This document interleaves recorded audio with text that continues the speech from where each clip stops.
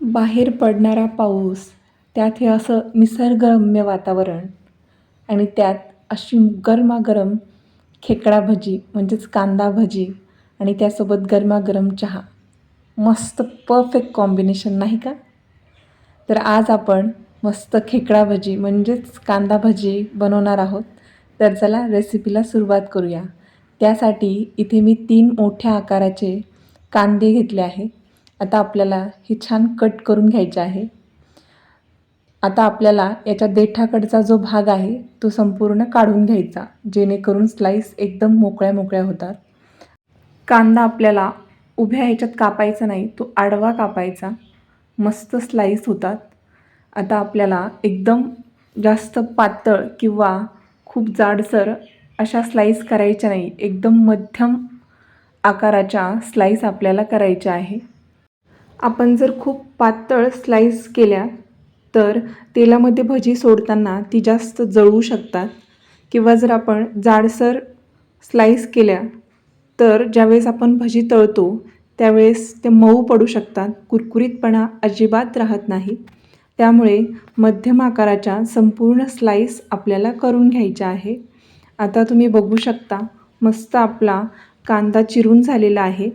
आता याला मोकळं करूया आणि याला मस्त हाताने चुरगळून मग नंतर याच्या स्लाईस एकदम एक एक सेपरेट करूया. आता तुम्ही बघू शकता मस्त आपल्या स्लाईस सेपरेट झालेल्या आहे. आता यावरती घालूया चवीपुरतं मीठ आणि पुन्हा याला मिक्स करून घेऊया. मीठ घातल्यामुळे कांद्याला जे पाणी असतं ते पाणी रिलीज व्हायला सुरुवात होते आणि त्यामुळे आपल्याला जास्त पाण्याची गरज लागत नाही. आता इथे मी 1 चमचा इतकं लाल तिखट घेतलं आहे. इथे मी बॅडगी मिरची पावडर वापरली आहे, त्यामुळे कलर देखील सुरेख येतो आणि चवही अप्रतिम येते. आता याला छान मिक्स करून घेऊया आणि आता यामध्ये आपल्याला बेसन पीठ घालायचं आहे. तर इथे मी 1 वाटी इतकं बेसन पीठ घेतलं आहे.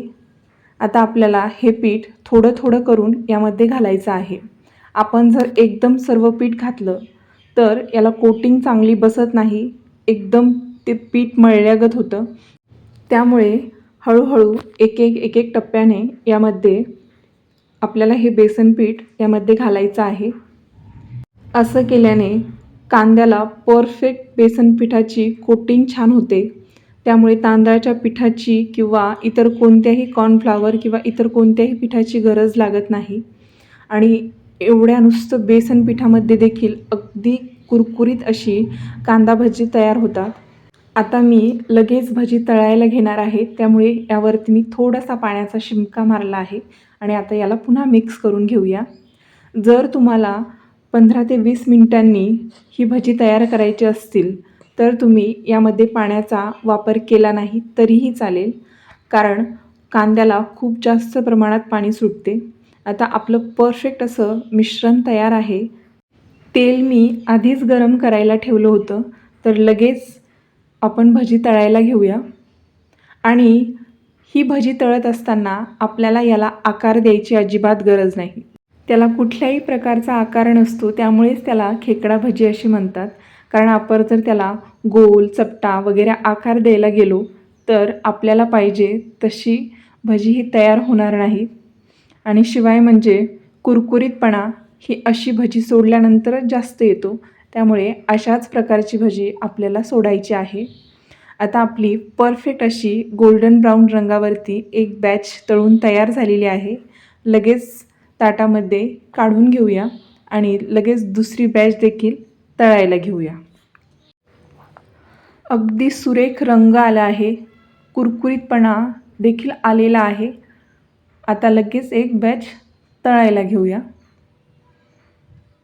मी सांगितल्याप्रमाणे पुन्हा अगदी तशाच आकाराची भजी आपल्याला तळायची आहे. ही देखील बॅच आपली परफेक्ट बनून तयार झाली आहे. आता हिला देखील ताटामध्ये काढून घेऊया. आता या गरमागरम भजीसोबत खाण्यासाठी मिरची तर पाहिजेच ना, तर आता लगेच 4 ते 5 हिरव्या मिरच्या या गरम गरम तेलामध्ये फ्राय करूया. मिरची म्हटलं की तोंडाला पाणी सुटतं. मस्त अशी आपली मिरची देखील छान तळून झालेली आहे. अगदी मी आधीच मीठ वगैरे सर्व त्यामध्ये घातलं होतं. आता ही मिरची तळून तयार आहे. आपले परफेक्ट असे खेकडा भजी म्हणजेच कांदा भजी देखील बनवून तयार आहे. तुम्ही बघू शकता अगदी अप्रतिम अशी आपली भजी बनवून तयार झालेली आहे.